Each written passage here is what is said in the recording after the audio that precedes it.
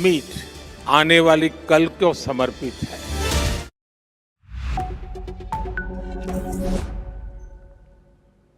Hello and welcome back. I'm Joshua Barnes and you're watching NewsX World. Let's first take a look at our top stories. At least 30 Palestinians, including women and children, have reportedly been killed in strikes on Nusayrat, according to the Gaza Civil Defense Agency. It comes amid reports of aid trucks from Egypt being looted amid a continued concern over the humanitarian situation in the Gaza enclave. Ukrainian President Volodymyr Zelensky has hailed Donald Trump's determination after the US president announced the new 10 to 12-day deadline for Vladimir Putin to agree to a ceasefire. Russia has responded, saying that it risks an all-out war with the US and Russia as strikes are reported at a prison in Zaporizhia, killing at least 16. Indian Home Minister Amit Shah says that 3 of the terrorists that carried out the tragic April 22nd Pahalgam attack have been killed by Kashmiri forces. The announcement comes as India's lower house has begun discussing Operation Sindoor. A police officer is among the casualties after a shooting inside a Manhattan skyscraper, coming before the gunman turned the gun on himself. NYPD have identified the suspect as 27-year-old Chain Tamura of Las Vegas. 4 civilians were also killed. China says it firmly opposes any visit to the US by Taiwan's leader, urging prudence. It comes after reports suggest that President Lai Ching-te is set to delay a stopover in the US, potentially due to ongoing China trade talks with the US and Taiwanese discussions with the US as well. Top US and Chinese economic officials have met in Stockholm, holding talks for more than 5 hours, aiming to resolve long-standing trade disputes. Donald Trump says he may visit President Xi, though the US leader says he is not seeking a summit with his Chinese counterparts. At least 30 people have died in Beijing, with over 80,000 people being evacuated as northern China battles torrential rains. President Xi has ordered an all-out search and rescue effort to prevent more casualties. And Iran has warned the US and Israel over any future attacks on the country. Tehran states it will not hesitate with retaliation. Tensions have continued following the 12-day war with Israeli and then US military action in Iran. But we start in the Middle East, and Israel's Foreign Minister Gideon Saar has rejected mounting international pressure to agree to a Gaza ceasefire or recognise a Palestinian state, calling it a distorted campaign. Saar told reporters that ending the conflict while Hamas still holds hostages and controls Gaza would be a tragedy, and declared it ain't going to happen no matter how much pressure is put on Israel. His remarks come as a UN-backed food security monitor, the Integrated Food Security Phase Classification, warns the worst-case scenario of famine is now unfolding in Gaza. The IPC says Gaza's population faces acute malnutrition, disease and rising hunger-related deaths, adding that airdrops alone are insufficient and full, unimpeded humanitarian access is urgently needed. UN Secretary-General Antonio Guterres called the destruction in Gaza intolerable, while top UN humanitarian officials warned the next few days are critical to scaling up aid. Israel and Hamas continue to blame each other, but Prime Minister Benjamin Netanyahu insists there's no starvation and no policy of starvation in Gaza. The IPC has not yet formally declared famine, but says it will conduct a full review without delay. Well, joining us to discuss these latest developments from Gaza, Peter Baum, the foreign editor of the Weekly Blitz, who joins us live from London. Peter, as always, a pleasure to have you on the programme. Let's first look at these comments from Israel relating to a ceasefire and pressure on a ceasefire and potentially a two-state solution. Is this level of response expected, given the fact that hostages are still being held and Hamas are still operating within the Gaza enclave? Yes, good afternoon, Joshua. Very nice to be with you again. Indeed, I think the comments from the Israeli Foreign Minister are pretty predictable as was the pressure mounting on Israel by various countries and the United Nations. It's absolutely clear. This is a certainty that the idea of a two-state solution was being proposed currently is dead in the water. It ain't going to happen, as the foreign minister said, whilst the conflict is ongoing, whilst the hostages are still being held in captive, and whilst Hamas is still the main influencer in the Gaza Strip. So the political pressure on Israel will certainly mount. I believe our own UK government is meeting today to discuss whether the UK should recognise a Palestinian state. But in reality, this will not be legally binding, legally confirmed, until various other factors come into play. And that is, of course, end of hostilities, release of the hostages, and Hamas being completely eliminated from a position of power and influence within the Gaza Strip. Yes, Peter, let's now shift our attention to some comments that have been made about the current situation in Gaza relating to the humanitarian crisis that's being reported, with the UN Secretary General commenting, but also other groups as well, talking about the potential famine that could be at play soon, stating that this is a critical time and questioning the airdrops, which we know can be dangerous, also have limited impact given the amount of aid that can be loaded on these aircraft. There is a question to be had, and I want to pose that question to you, with, of course, Hamas being weakened, not just within Gaza itself, but also with the weakening of Iran. Is there a point that humanity should take priority over military action? I believe there is, Joshua, and this latest episode, these last couple of months, have been an absolute public relations disaster for Israel and her supporters. But let's just be factual for a moment. There is no famine in Gaza. What there is a high risk of famine and high levels of food insecurity. If we look around the globe, Joshua, Sudan is currently the only country in the world experiencing famine, and those other geographical areas who are on the same level as Gaza, i.e. a risk of famine and higher levels of food insecurity, are numerous. There's South Sudan, there's Haiti, there's Mali, there's Burkina Faso, Chad, the Democratic Congolese Republic.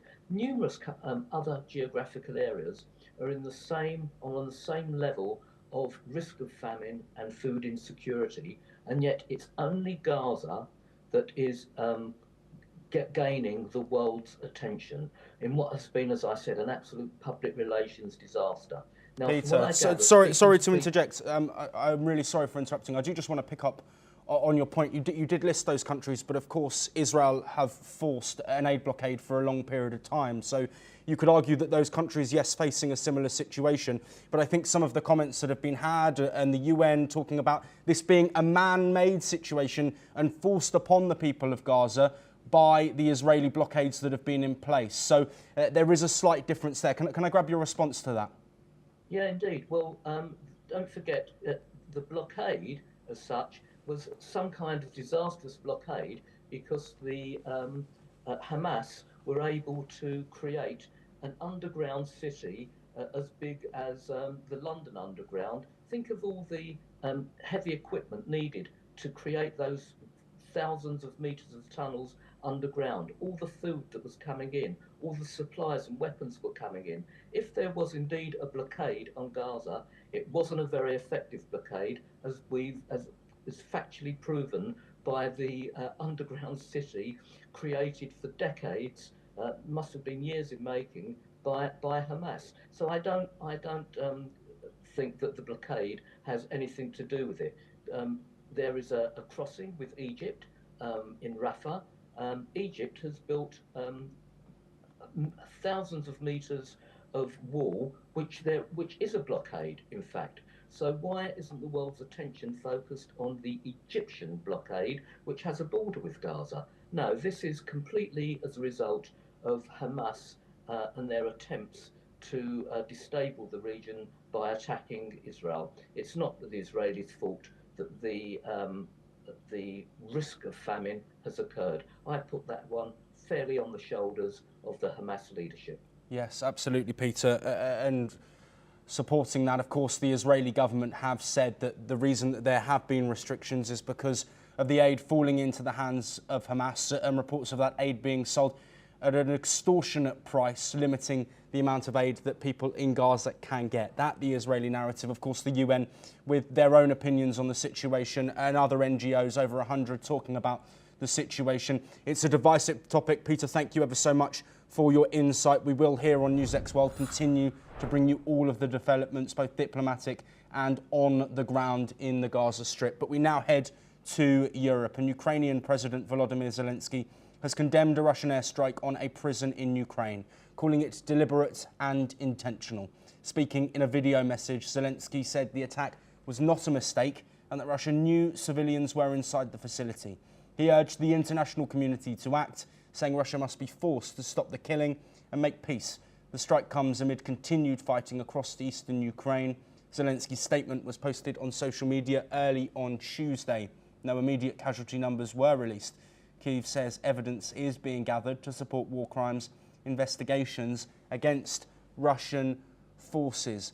Well, once again, joining us, Peter, thank you for staying to discuss this next topic. We spoke about this potential Russian strike on a prison, and our previous guest earlier today, Glenn Grant, talking about the issue with this, because prisoners can't move, prisoners can't leave, prisoners can't head into a bunker. Zelensky now saying that this is deliberate and intentional. What impact could this have in the work towards peace? How little effort may be going in from both sides at the moment when we look at the recent talks in Istanbul?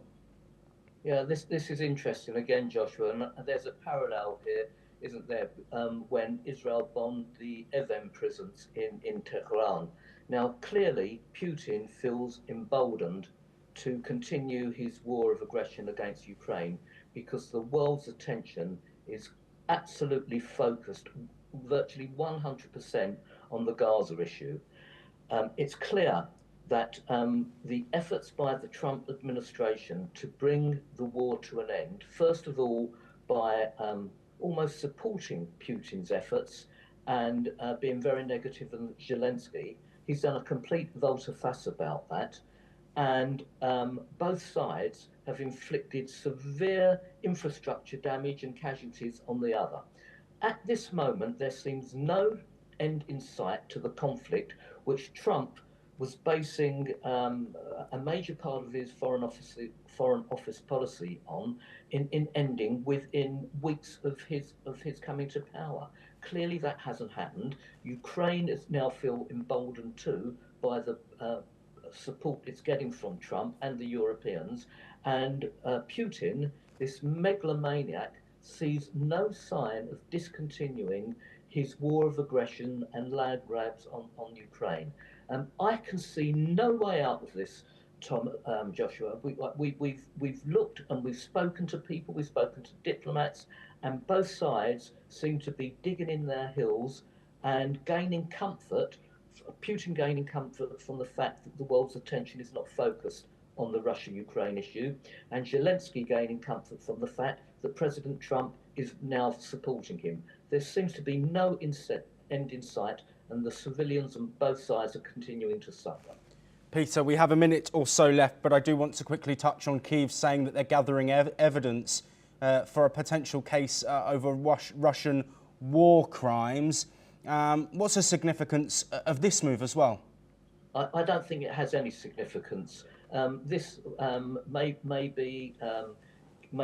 give Ukraine and Zelensky a bit more political backing, but really, at the end of the day, nothing's going to happen. Putin is not going to face any court.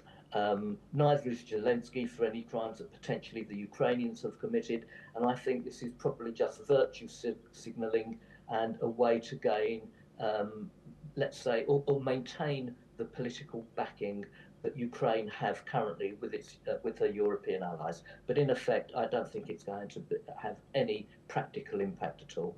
Peter, thank you once again for joining us on My pleasure, that sir. topic. We look forward to speaking to you again, and of course we'll continue to monitor the Russia-Ukraine war. Let's move on now, though, to South Asia. And in the ongoing monsoon session of Parliament, India's Home Minister Amit Shah has told the House that 3 militants linked to the Pahalgam terror attack were killed in Kashmir, though identities are still being verified. Meanwhile, Defence Minister Rajnath Singh categorically rejected President Trump's claim of brokering a ceasefire between India and Pakistan, saying New Delhi faced no foreign pressure to halt operations.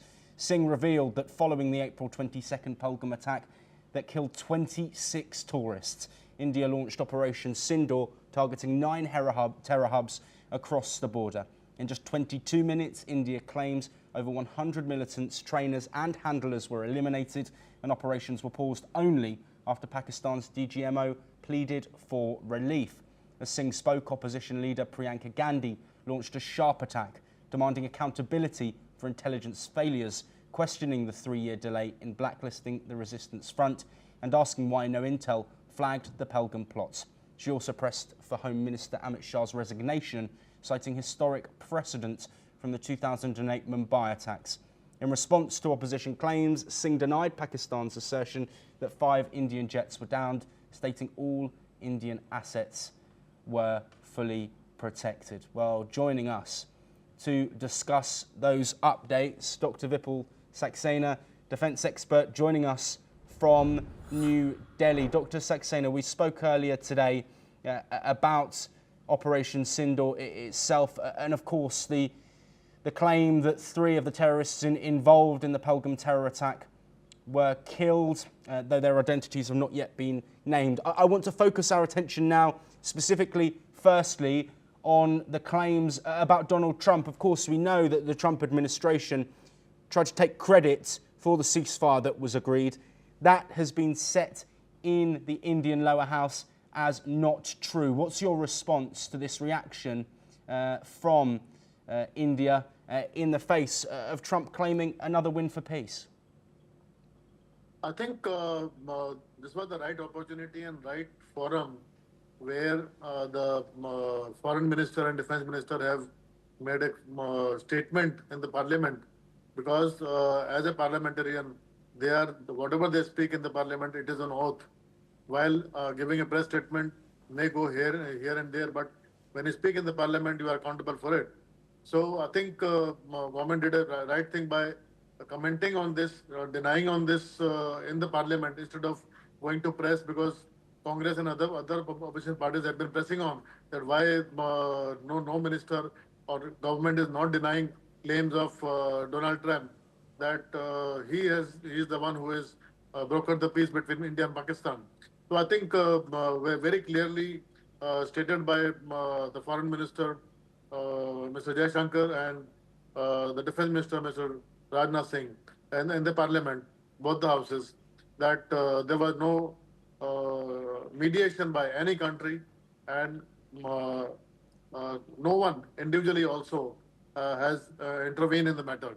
See, in the diplomacy, generally, the statements and languages are not kind of a direct attack which happens in the political statements. So once the minister says that there was no intervention by any country or any individual, it points to the denial of any kind of statement made by anybody as a country or as an individual.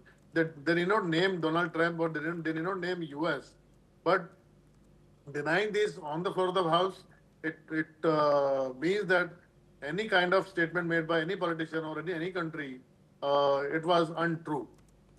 Yes, and Dr. Saxena, let's look now at the comments that have been made by the opposition leader, asking for accountability for this attack and also calling for Amit Shah's resignation, citing the 2008 Mumbai attacks. What's your response to that? See, I think it is a very, very big system, and the insurgency and proxy war by Pakistan is not started after NDA government has come into power in 2014. This has been happening from the time the independence took place and Pakistan became an independent country. Since then, this problems is creating problem of peace in between both the countries. So one can only, because India does not want to attack. It is our policy that we are peace-loving country and we never attack on Yes, any country. Dr. Saxena, sorry to interject. I'm conscious of how much time we have, and I just want to look at these comments that were made by Priyanka Gandhi relating specifically to Amit Shah and responsibility over this attack. Could you give me your response to those comments she's made specifically? No, I think it's unfair to seek resignation of Home Minister or our Defence Minister because, yes, they are responsible as a minister, but then in this kind of system where it is like a proxy war, where somebody is not coming directly for fighting war with you, it can happen anytime. And the borders with Pakistan are so dense jungles, that despite regular patrolling and intense patrolling, there are always chances of people sneaking out because especially Pakistani people and Indian people, they look alike because they're ultimately they're all brothers. So recognizing who is terrorist, who is not terrorist is really very difficult. And Pakistan also has made a lot of tunnels across the border, which are passing through jungles. So saying it is very easy to pinpoint somebody's responsibility, but practically on ground, if you really go to the border, it's really very challenging. Despite the fact that our forces are very alert and they're really doing the best possible job, but still, as I said, that these are not foreigners; these are look-alike people who look like Indians. They're Indian old brothers. So it's very difficult to find out who the militant is, who is not the militant.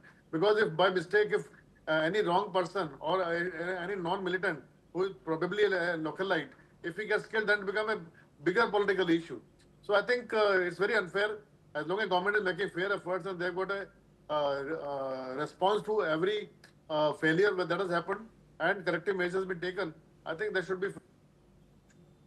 Yes, and Dr. Saxena, just very briefly before we finish, of course, speaking about diplomacy after an event of the magnitude and the tragedy of Pelham on April the 22nd is difficult. I want to bring it back to the humanitarian aspect. And now that Amit Shah, Home Minister, has announced that 3 of those terrorists involved have been found and killed, how much of a relief will this be potentially to the families and friends and loved ones of those who lost their lives and those who were affected in the strikes that followed and the military action from Pakistan that impacted many areas along the line of control and the wider border? Yeah, I think it will bring a big peace to the families who lost their loved one during this Pahalgam incident, where 26 people, one was foreigner and 25 were Indian people who were killed. And as I said, that's very difficult to identify who the militant, who not the militant is. That is why it took such a long time for our forces to really identify these people and kill them yesterday. And for last, these people were operating in this area for last almost 1.5 years, as per the government sources. And they were basically working as a sleeper cell, mixing around with the localites. So it became very difficult for our forces to really pinpoint and identify the right people who were actually the one who killed this 26 people. So that is why it took so long time, and government was committed on either arresting them or killing them. And finally, government got succeed. And I think it's a good news for Indians and humanity. Dr. Vipul Saxena, thank you ever so much for providing insight and your time on that discussion. We move on now, and Indonesian President Prabowo Subianto and Malaysian Prime Minister Anwar Ibrahim have convened their first annual consultation since taking office. This marks the resumption of high-level talks last held in 2017. The 2 leaders proceeded to a one-on-one meeting to discuss a range of bilateral issues of mutual concern. However, the details of the meeting have not been yet revealed. Following the bilateral talks, both the Malaysian and Indonesian leaders are scheduled to attend an official luncheon. The 2 will be exchanging 4 memorandums of understanding, and a joint press conference will be held later on. Malaysian Prime Minister Anwar is also set to visit the ASEAN Secretary General, Dr. Kao Kim Hwan. He will deliver a keynote speech on Malaysia's vision. Well, thank you to Dr. Satoru Nagao, a foreign affairs expert live in Tokyo, Japan, for joining us. Dr. Nagao, a pleasure as always. A first meeting between leaders of these two nations since 2017, of course, in the midst of regional instability in multiple areas now, especially following the Thai-Cambodia tensions, which we will come to shortly. But how significant is this meeting between these two leaders? This is significant because the last 8 years it hasn't happened. Indonesia and Malaysia has a maritime territorial dispute. And last 8 years, we can remember the COVID-19 crisis has happened. So for a long time, two countries hasn't held this meeting. But this time, indeed, Prime Minister of the Malaysia, Anwar, and President of the Indonesia, Prabowo, they are very close friends. So that's why this is a good timing to resume this talk. And there are plenty of issues they can talk. For example, the tariff negotiation with the United States. Indonesia has already agreed, but Malaysia hasn't not concluded yet.